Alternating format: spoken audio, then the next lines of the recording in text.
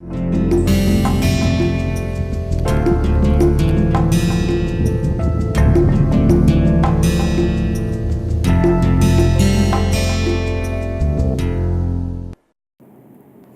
to the course on an introduction to information theory. So in this lecture we are going to solve some problems related to channel capacity computation. Since problem number one, we are going to compute capacity of this discrete memoryless channel. So you can see this channel has two inputs 0 and 1 and 8 outputs which are given by 0, 0 dash, 0 double dash, 0 triple dash, 1 triple dash, 1 double dash, 1 dash and 1. So these are the 8 outputs of the channel and these are the 2 inputs to the channel. The channel transition probabilities are given here. So probability of 0 given 0 is 0.309, probability of 0 dash given 0 is given by 0.191, and similarly you can see the transition probabilities are given here. The first question is, find the capacity of this channel. So first we will try to see whether this is a symmetric channel or not. So clearly this is not a strongly symmetric channel because you can see this is not uniformly, it's not uniformly focusing. For example, if you consider this particular output, the probabilities are 0.309 and 0.006, but if you consider this output, the transition probabilities are 0.191 and 0.017. So clearly this is not a strongly symmetric channel, but we need to see whether this is a symmetric channel, whether we can decompose this channel into strongly symmetric channel. So let's look at this output 0 and output 1. If you look at the probabilities, this is in the decreasing order, this is 0.39 and this is 0.006. What about this particular output? Again the probabilities, transition probability is 0.309 and 0.006. 309 and 0.006, which means 0 and 1 have the same focusing. Let's look at 0 dash and 1 dash. This is 0.191 and what about this? This is 0.017. Similarly this one is 0.191 and this is 0.017. So these two are also uniformly focusing. Similarly look at 0 double dash and 1 double dash. This is 0.191 and 0.044 and this is also 0.191 and this one is 0.044. And finally these two also have same focusing. You can see this is 0.150 and this is 0.092 and 1 triple dash is 0.150 and this is 0.092. So you can see now that we can decompose this output into 4 uniformly focusing set, one corresponding to these two, one corresponding to these two, then one corresponding to this and one corresponding to this. So to compute the capacity, we will first try to decompose this into strongly symmetric channel. So if we try to do that, As I said, 0 and 1 they have same focusing, 0 dash and 1 dash has same focusing, 0 double dash and 1 double dash has the same focusing, and 0 triple dash and 1 triple dash has the same focusing. Now if I decompose the same channel into 4 such strongly symmetric channel, I can write the equivalent decomposed channel in this particular fashion, where I am selecting this channel consisting of output 0 and 1 with selection probability Q1. I am selecting this channel which gives output 0 dash and 1 dash with selection probability Q2. I am selecting this channel which gives output 0 double dash and 1 double dash with selection probability Q3, and similarly I am choosing the 4th channel with selection probability Q4, and each of these individual channels are binary symmetric channels. So I am just writing this crossover probability as epsilon 1, epsilon 2, epsilon 3 and epsilon 4. Similarly, these probabilities are 1 minus epsilon 1, 1 minus epsilon 2, 1 minus epsilon 3 and 1 minus epsilon 4. Now the first thing that I need to do is to find out the value of Q1, Q2, Q3, Q4 and epsilon 1, epsilon 2, epsilon 3 and epsilon 4. Now how do I find out these values? So I am just going to map these transition probabilities. So if you look at, let's say, transition probability from, so transition probability of 0 given 0. What is this in this diagram? It is given by Q1 times 1 minus epsilon 1, that's this. And if you go back to this diagram, the transition probability of 0 given 0 is given by 0.309. So what we can do is we can write Q1 into 1 minus epsilon 1 is equal to 0.309. Similarly, what is the transition probability of 1 given 0? That is given by, from this diagram, this is Q1 times epsilon 1, that is this. And let's go back to original. What is the transition probability of y1 given 0? That is 0.006. So Q1 epsilon 1 is 0.006. I have two equations and two unknowns, Q1 and epsilon 1. So I can solve them to get Q1 and epsilon 1.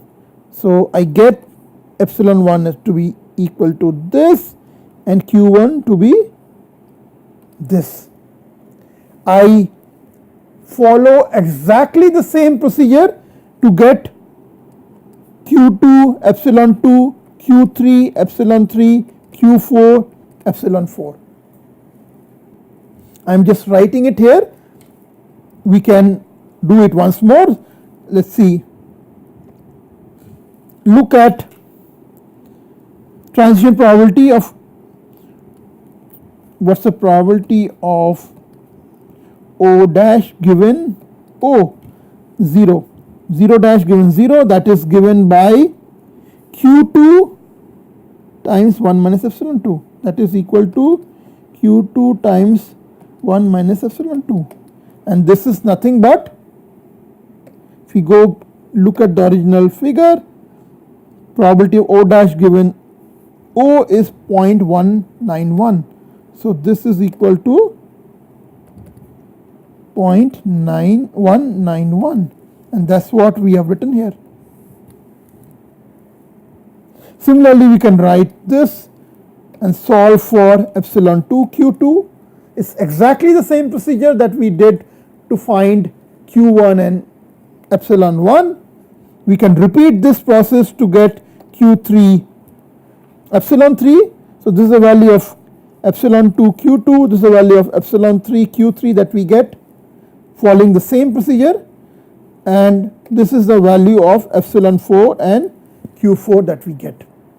So now that we have the selection probabilities of each of these 4 strongly symmetric channels, and each of these channels are binary symmetric channel, which is a strongly symmetric channel. So we know the expression for capacity for each of these channels.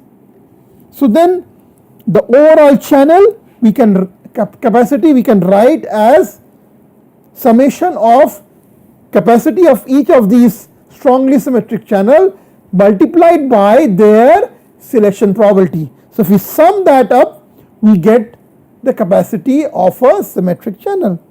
So, and what is the capacity of each of these channels? These are a binary symmetric channel, so its capacity of binary symmetric channel is given by this. Okay, so we plug that value in here.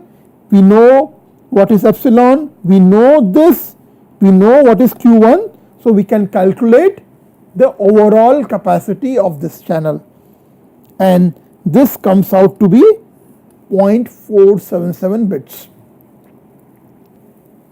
In the next question, what we are saying is, if we use a hard decision demodulation, then we would combine these 4 output symbols into one symbol, call it 0, and we would combine these output symbols into an output symbol, let's call it 1. Now I'm asked, so that would then result in a binary symmetric channel. So this question asks, what is the capacity of the resulting binary symmetric channel if you combine all these inputs 0, 0 dash, 0 double dash, 0 triple dash into one output 0, and do the same thing with this 1, 1 dash, 1 double dash and 1 triple dash. So the resulting channel would be something like this. So you have 2 inputs 0 and 1, and you will also have 2 outputs 0 and 1. And what are these transition probability? What's the probability of getting 0 given input is 0? That would be probability of equal to probability of 0 getting 0 plus probability of 0 dash given 0 plus probability of 0 double dash given 0 plus probability of 0 triple dash given 0. So that would be this probability, and similarly we can compute the other probabilities as well. So the resulting channel that we'll have is given by this, and this crossover probability, as I said, is given by probability of 0 given 1, probability of 0 dash given 1, probability of 0 double dash given 1, and probability of 0 triple dash given 1. So if we add them up, we get epsilon to be this. Now this is a binary symmetric channel, so its capacity will be given by 1 minus binary entropy function of epsilon. So this is nothing but this many bits. Okay. Now if you compare this capacity to the capacity that we computed for the original channel capacity was 0.477 bits per use, whereas capacity of this channel is 0.368. So as you can expect, if we are doing if we are doing a hard demodulation of the output, we are losing information, so our channel capacity decreases. So the loss in capacity compared to the previous case is around 1.13 dB. This is 10 log of 0.477 divided by 0.368, that's 1.13 dB. Now the third part of this question is as follows. There are 3 different sensible ways of converting this channel into a binary symmetric erasure channel. Now what is a binary symmetric erasure channel? So in a binary symmetric erasure channel you have two inputs 0 and 1 and you have three outputs 0, erased output and 1. So one second, let me draw the model for binary symmetric erasure channel. So let's say there's a delta probability of bits getting erased. Let's say there's an epsilon probability of bits being in error. So this will be 1 minus delta minus epsilon, 1 minus delta minus epsilon. So this is a binary symmetric erasure channel. Now I'm mentioning there are three different sensible ways to convert this original channel into a binary symmetric erasure channel. Now what are those three different ways? One way is I club 0 dash, 0 double dash, 0 triple dash, 1 1 dash, 1 double dash and 1. I convert all of them into erase bits and I map 0 to 0 and 1 to 1. That's one way of doing it. Second way of doing it, I map 0 and 0 dash to 0, 1 and 1 dash to 1 and I map 0 double dash, 0 triple dash, 1 double dash and 1 triple dash. I map it to the erase bit. Or I could do 0, 0 dash and 0 double dash. I map it to 0, 1, 1 dash and 1 double dash. I map it to 1 and I map 0 triple dash and 1 double dash. I map it to the erase bit. So there are three ways in which I can convert this particular channel into a binary symmetric erasure channel. Now this question asks, find the capacity of the channel, find the capacity for the way that gives the greatest capacity. So out of these three different ways in which we can convert this channel into a binary symmetric erasure channel, which one will give us maximum capacity? That's the first part of this question. And second part of the question says, find also the decibel loss compared to the 8-level demodulation and the decibel gain over hard demodulation. So it's asking us to compute the loss in capacity compared to this original channel and gain in the capacity compared to the binary symmetric channel that we did in the problem 1b.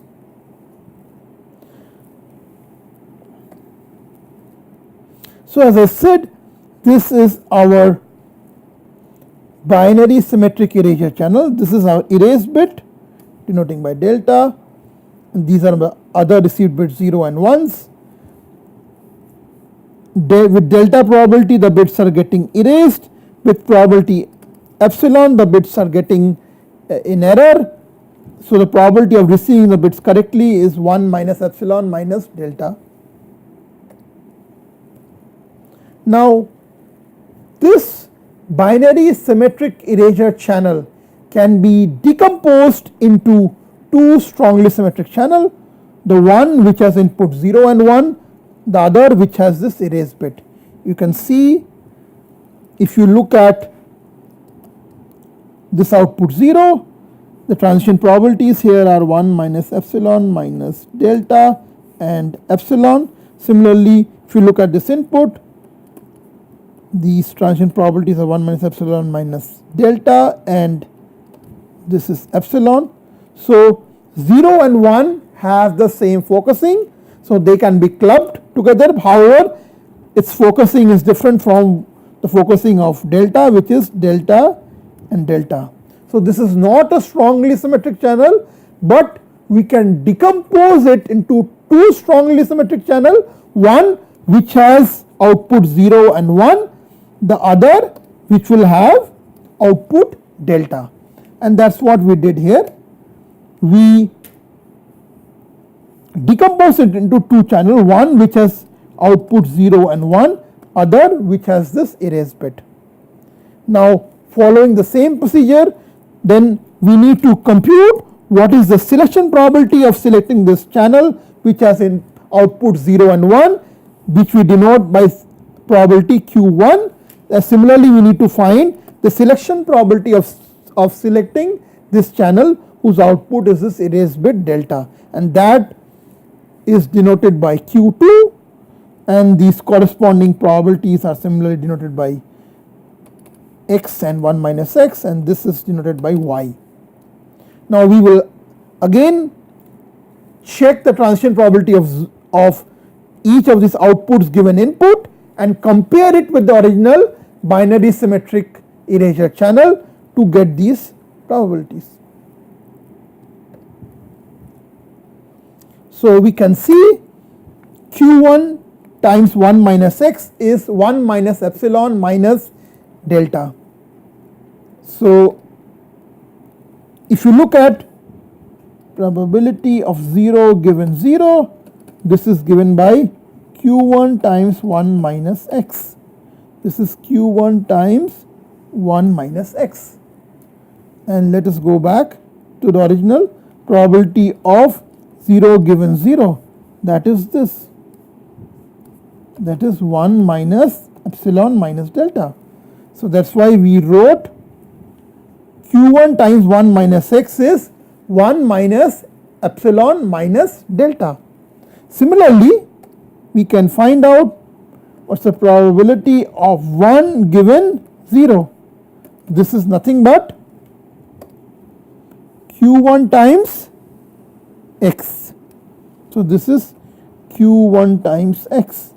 Now let us look at this original channel.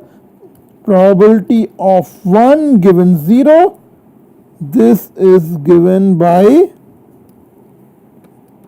epsilon. So then epsilon is equal to this, and that is what we wrote here. So we have two equations. This is equation 1, this is equation 2, and we have two unknowns. One is Q1, other is x. We solve for it and we get the value of x to be this and Q1 to be this.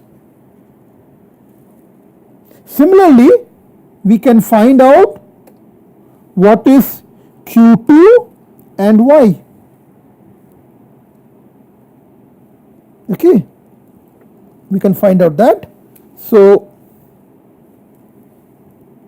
we do that, y comes out to be 1 and Q2 comes out to be 1 minus Q1, which is delta. Now the first set of channel, this channel which I am denoting by C1, this is a binary symmetric channel, so its capacity is given by 1 minus this, and capacity of this channel is 0. So we plug that in.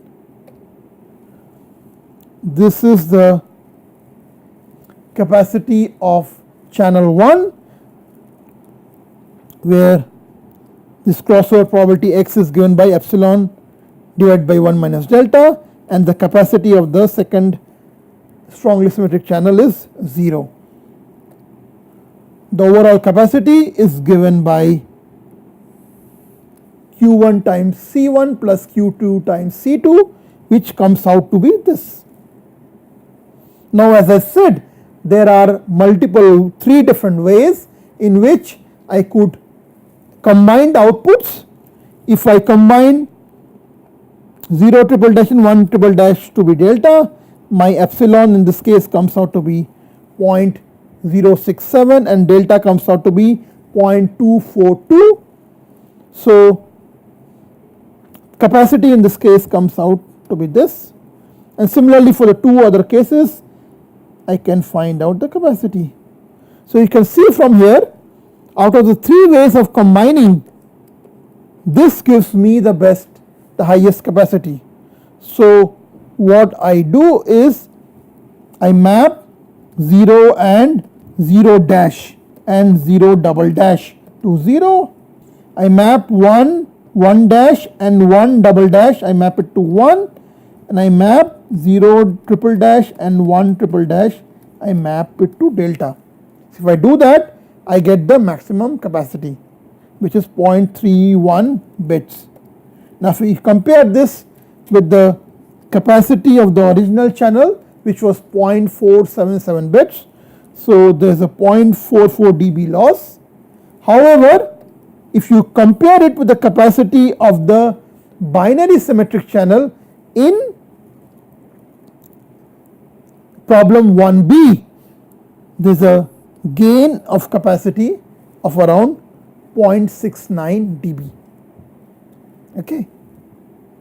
So let us look at this problem, which shows a channel with feedback. So we have a source U, bits are encoded into X, and this is fed to a discrete memoryless channel whose outputs are Y.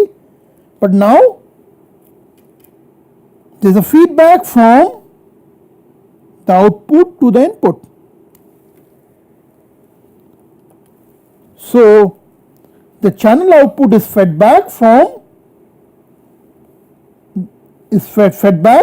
the input side.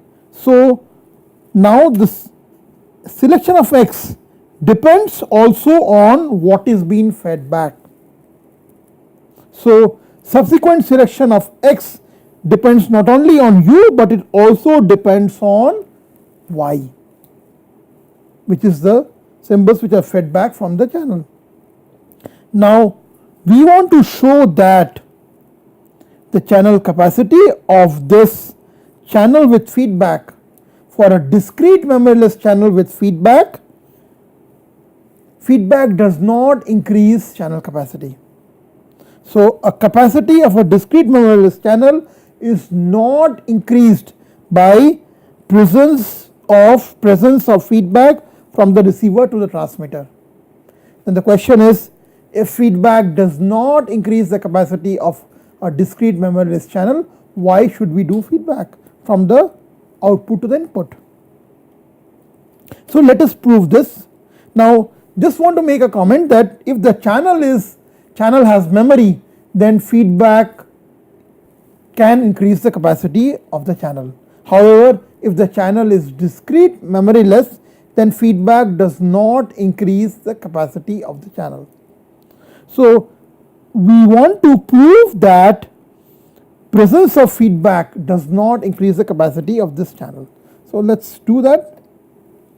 So the mutual information between U1, U2, U3, Uk and Y1, Y2, Y3, Yn can be written using definition of mutual information like this. So this is joint entropy of Y1, Y2, Y3, Yn minus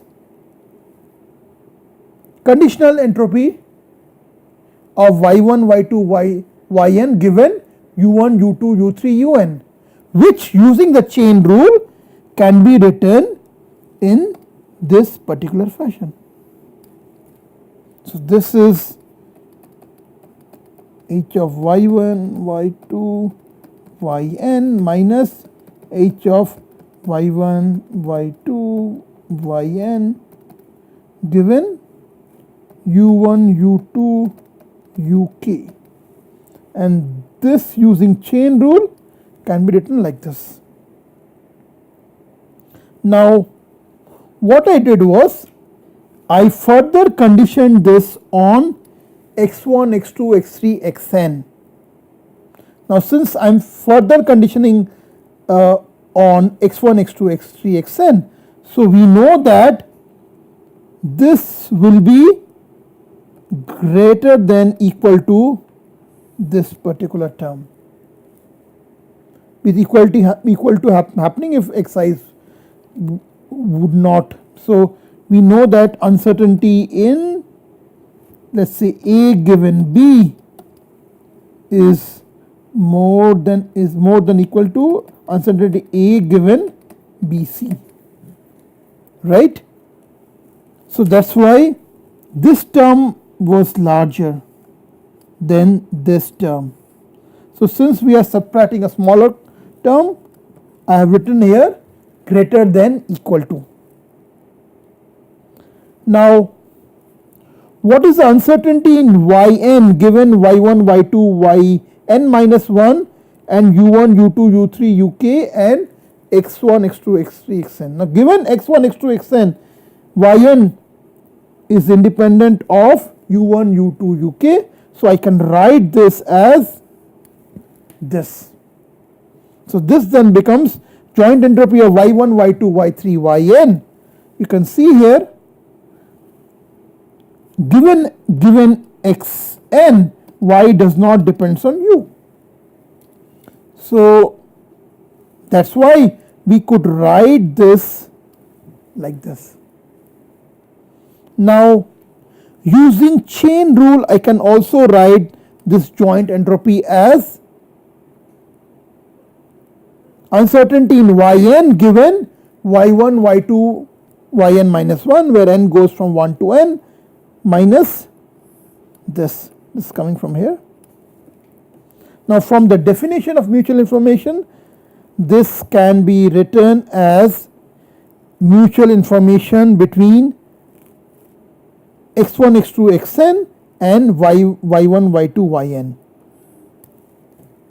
Okay. So what I have written so far is mutual information between u1, u2, uk and y1, y2, y3, yn is less than equal to mutual information between x1, x2, x3, xn and y1, y2, y3, yn. Now proceeding further, I can write this mutual information between x1, x2, x3, xn and y1, y2, yn using chain rule for mutual information. I can write this in this particular fashion. So I have applied chain rule for mutual information. So I can write this mutual information in this particular form.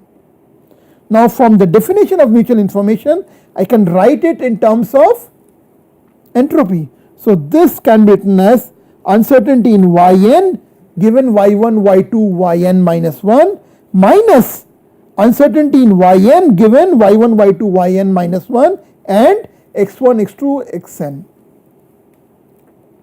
Now what is the uncertainty in yn given x1, x2, x3, y1, y2, yn minus 1? Now note that we are talking about a discrete memoryless channel. So what is the uncertainty in yn given xn, xn minus 1 and y1, y2, yn minus 1? It only depends on xn. So then we can write this as uncertainty in yn given xn. So this term comes as it is, and because it's a discrete memoryless channel, uncertainty in yn given xn and all other parameters, it will just depend on xn. Now we can further simplify this term. This is entropy of yn given y1, y2, yn minus 1. Now we know that conditioning cannot increase entropy. So each of these individual terms will be less than uncertainty in yn. So invoking that property, we can write this as less than equal to h of yn, and then we do it like this, we write it like this. Now what is uncertainty in yn minus uncertainty in yn given xn?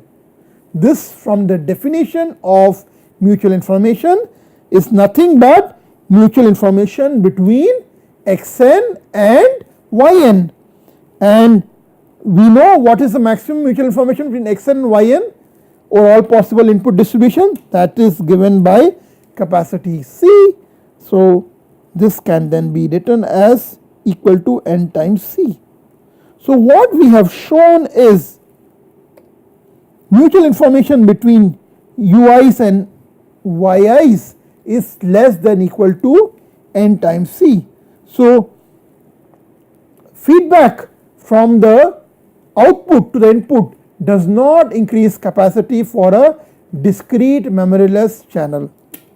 However, it does reduces the complexity of the encoder and decoder, and that is why we do commonly use feedback in our communication systems.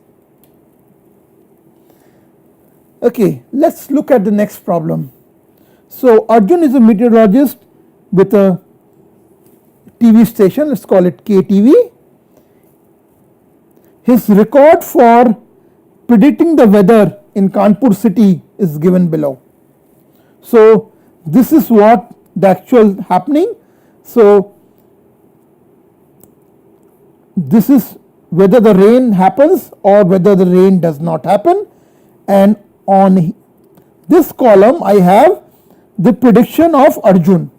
So when actually rain happens and he predicts rain, that probability is 1 by 8, and when there is no rain and he predicts that rain is going to happen, that probability is 3 by 16.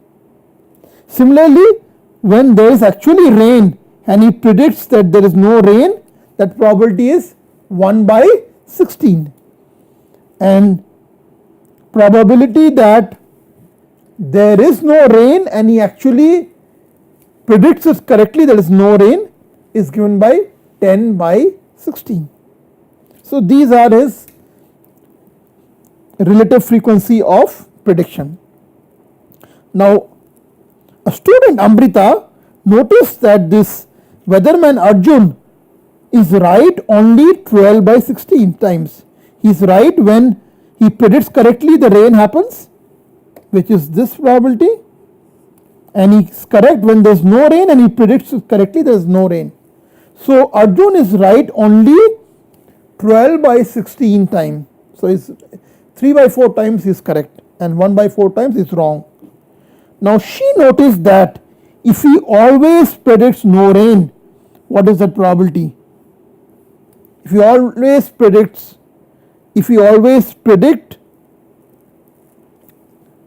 so he could be right 13 by 16 times by always predicting there is no rain. So if he predicts always there is no rain. Now Amrita explains her situation to an information theorist who is a supervisor. She explains this situation and applies for the job of weather forecast reporting.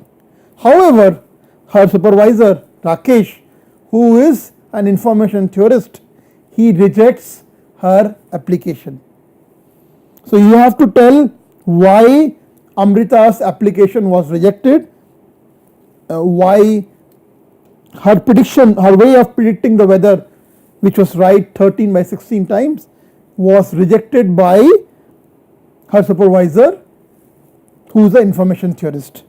So the answer to this question lies, so we are going to look at actual weather and prediction as a input output relationship, and we are going to look at the capacity of such channels, and we will show that Amrita's channel gives less mutual information compared to the channel of Arjun, and Rakesh, who is an information theorist, that is why rejects the application of Amrita.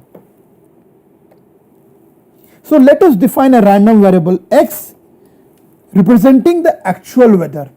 So when x is equal to 0, that means there is no rain, and when x is 1, it means rain has occurred. We also define another random variable, we call it y, and this is the prediction of the weatherman. So when y is equal to 0, that means the weatherman is predicting there is no rain, and when y is 1, the weatherman is predicting that there is a rain. Now if we view this weatherman as a channel that conveys some information about an underlying process, in this case the event is whether there is a rain or there is no rain, then we can define transition probabilities. So what's the probability that the weatherman will say there is no rain given there is no rain? What's the probability that weatherman will predict there is a rain when there is actually no rain? What is the probability that the weatherman will predict no rain when there is actually rain, and what is the probability of rain when there is actually rain? So we can use these 4 transition probability to describe this weatherman's channel, and similarly we could also define a priori probability of having rain or no rain. So we can compute probability of x being 0, which is nothing but, if we sum of this joint probability of x being 0 and y, we sum over all y's, that comes out to be 13 by 16. Similarly, probability of x being 1 comes out to be 3 by 16. Next, these transition probabilities for the Arjun channel we compute. So probability of y given x equal to 0 can be written as probability of x equal to 0, y equal to 0 divided by probability of x equal to 0, and that is given by 10 by 13. Similarly, probability of y equal to 1 given x equal to 1 can be written as probability of x equal to 0 and y equal to 1 divided by probability of x equal to 0, that is probability 3 by 13. And similarly, we compute the probability of y being 0 given x equal to 1, that comes out to be 1 by 3, and probability of y being 1 given x equals 1 comes out to be 2 by 3. So this is Arjun's channel. 1 denotes there is rain, 0 denotes there is no rain, this is actual value, this is a predicted value, and these are the transition probabilities. These are the a priori probability on x. So we can find out what's the probability of y being 0, that's 11 by 16, and probability of y being 1, that is 5 by 16. So if we use this to compute the mutual information, Arjun's channel is going to give us roughly 0.09 bits of information. Now let us look at Amrita's channel. Now what does Amrita's channel do? Amrita's channel always predicts no rain. So no matter whether actually there is rain or no rain, Amrita's channel always predicts there is rain. Remember, y denotes the predicted value, x denotes the actual weather. So this is Amrita's channel. So similarly, we could compute probability of y being 0 given x equal to 0, that is 1. This probability of y being 1 given x equal to 0 comes out to be 0. Probability of y being 0 given x is 1 comes out to be 1, and probability of y being 1 given x equal to 0 comes out to be 0. If we compute the probability of y equal to 0, in case of Amrita's channel, that's always 1 because she is always predicting that there is no rain, and probability of y equal to 1 is 0.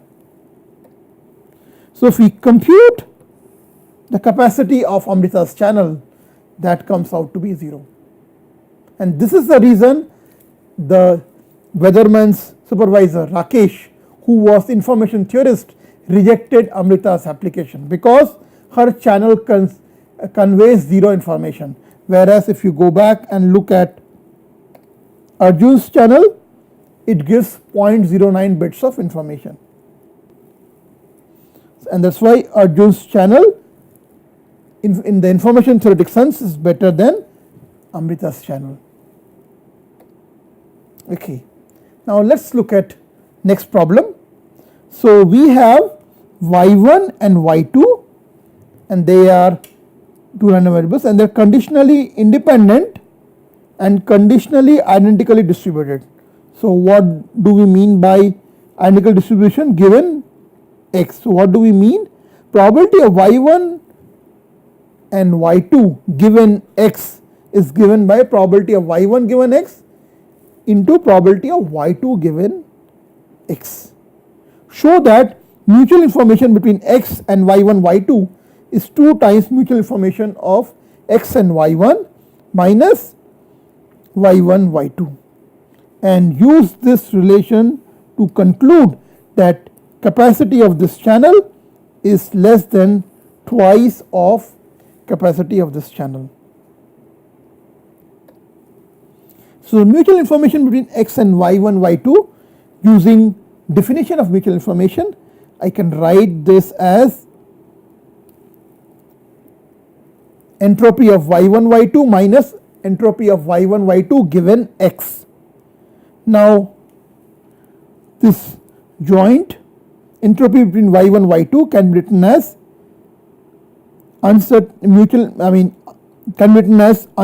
in y1 plus uncertainty in y2 minus mutual information between y1 y2, and this particular term, because given y1 y2 are conditionally independent, so uncertainty in y1 y2 given x can be written as uncertainty in y1 given x plus uncertainty in y2 given x. So this term can be split into these two terms. Alright, now we can take this term and this term. This is nothing but mutual information between x and y1, and take this term and this term. This can be written as mutual information between x and y2,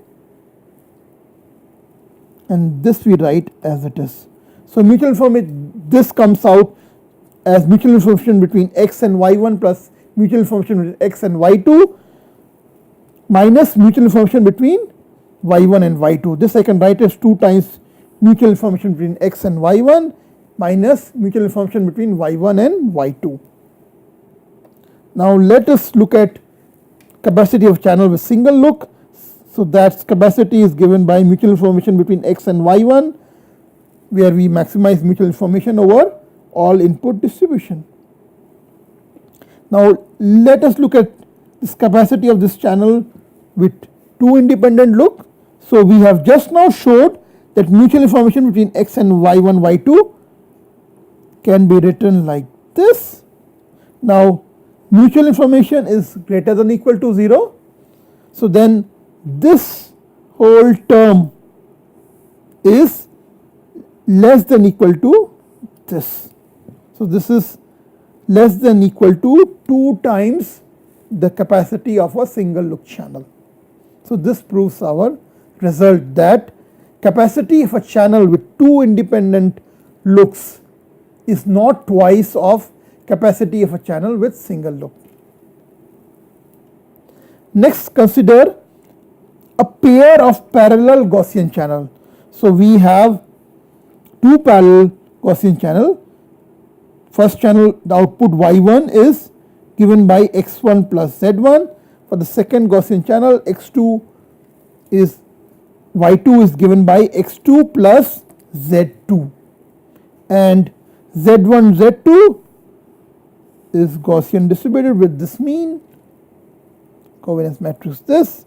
There is a power constraint which is given by expected value of x1 square plus x2 square is less than 2 times p, and let us assume that the first channel is bad compared to the second channel. So sigma 1 square, which is the noise variance corresponding to the first channel, this is higher compared to the noise variance of the second channel. So the question is, at what power does the channel stop behaving like a single channel with noise variance sigma square 2 and begins like a pair of channels? So if you recall from our discussion on water filling algorithm, So if we have pair of Gaussian channel, we will start first pouring, we'll first start giving allocating power to the channel which is less noisy until, so it will continue to behave like a single channel until it reaches a point when the sum of power and noise variance becomes equal to the noise variance of the second channel. So once that happens, then power will start getting distributed in both the channels. So this is very straightforward. So we will put all signal power into the channel with less noise. This follows from the optimal power allocation strategy until the total power of noise and signal in that channel equals the noise power in the other channel. And subsequently what's going to happen is we are going to split the power between those two channels.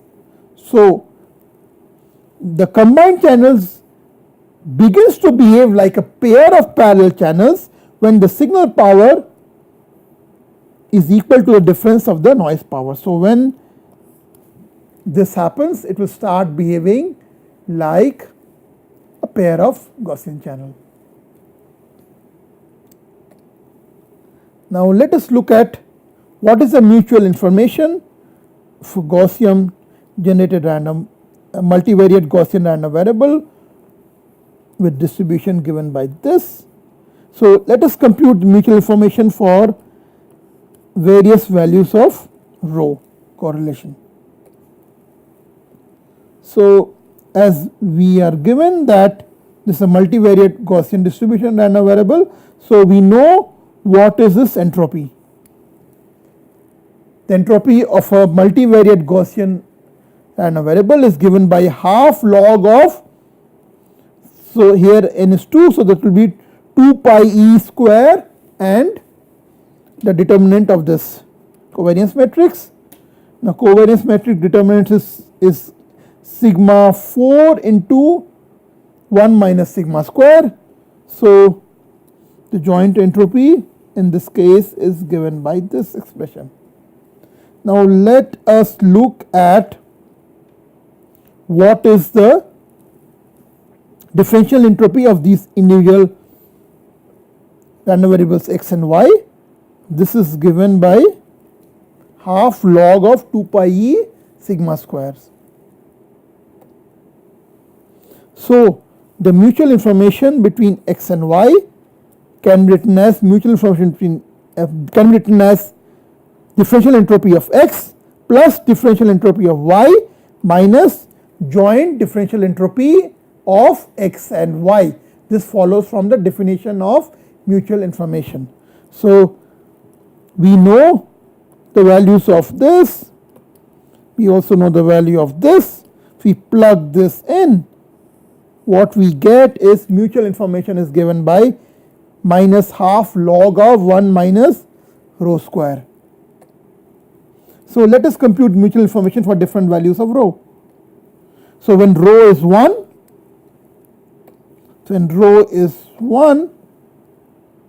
this is log of 0, so that would be mutual information will be infinite, right?